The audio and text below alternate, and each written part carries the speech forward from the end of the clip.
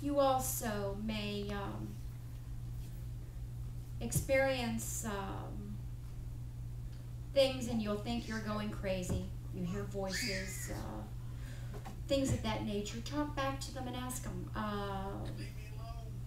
Well, sometimes, but I tell you what I had to do, because I was not sleeping at all when I first began this journey, and I said to my teachers and my angels, okay, that's it, I'm done.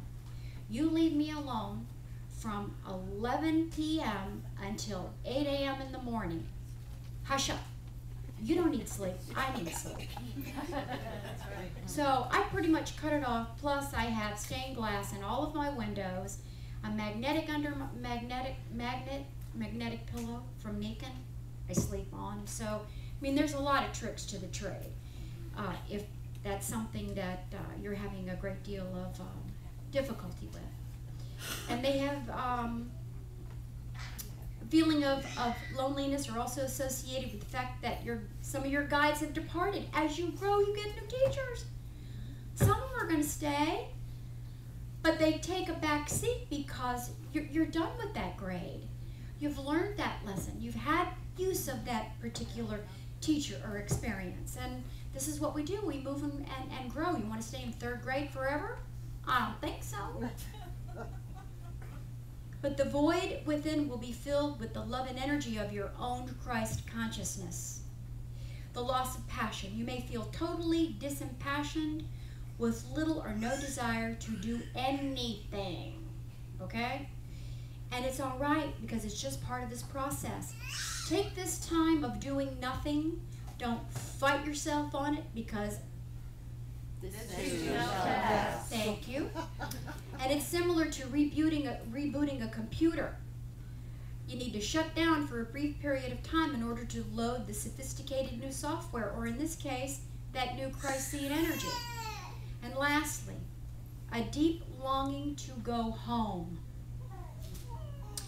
This is perhaps the most difficult and challenging of any of the conditions you may experience, and a deep, overwhelming desire to leave the planet and to return home. This is just not a suicidal feeling. It's not based in anger or frustration. You don't want to make a big deal of it or cause drama to yourself or anybody else. There's a quiet part of you that wants to go home.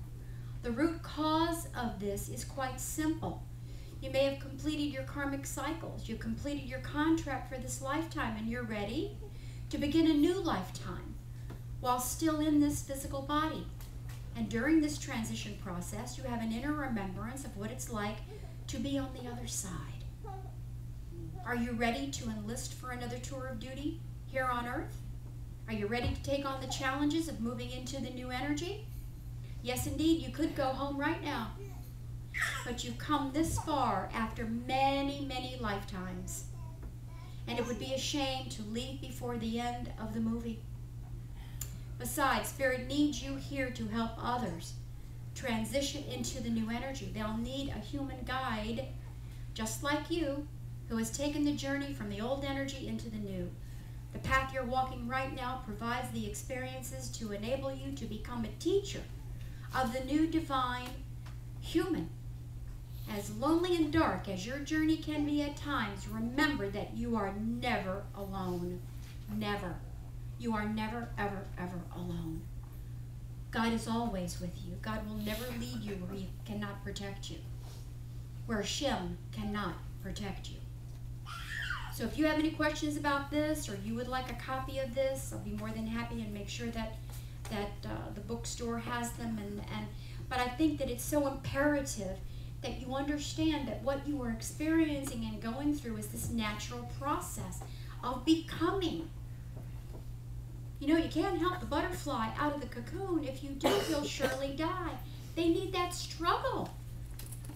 We need that struggle. And it gives us appreciation and determination. I mean, what do you think brings me to church every Sunday? As long as I can walk and take a breath, this is where I need to be. This place is healing me. And when I hear somebody call me and they say, you know what, just too much going on and I just can't go to church, and then, you know what? You're talking to the wrong person, because the first place I go to is church. Okay, don't tell me. I've been there, done that, had t-shirt, certificate, all of it. And I'm telling you, you've got to be tenacious. Tenacious with your truth and your faith, because there's no tangible proof for anything. Everything we do is based on faith. We take that leap, don't we? That's what makes metaphysicians so special and so challenged, and why there's such a turnover. You can only take it for so long. Accountability and responsibility for your actions and your deeds. You want to change your life? Well, get going. It's what I did. Incorporate something into your life that's going to change it. Because I say to you, and don't answer it, I'm not asking, this is a rhetorical question. What makes your heart sing? What are you doing that you look forward to every week that makes your heart sing? That you can't wait until that day, that night, that class, that whatever. Huh? Tell me that. And go from there, and just go from there. Our universal scripture lesson this morning is on good deeds, and from 1 John we read, "Let us not love in word, neither in tongue, but in deed and in truth. From our Jewish brothers and sisters, saith the Lord, I will recompense them according to their deeds and according to the works of their own hands. From the Persian, accomplish here good deeds." And the Buddhist tells us, deeds which cannot be blamed. This is the greatest blessing.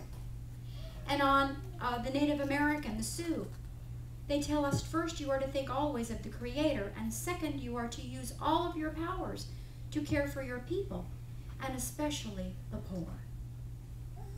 On the pages of our Universal Bible, our New Thought teaching tells us to sow deeds of goodness, and you become a servitor of the divine.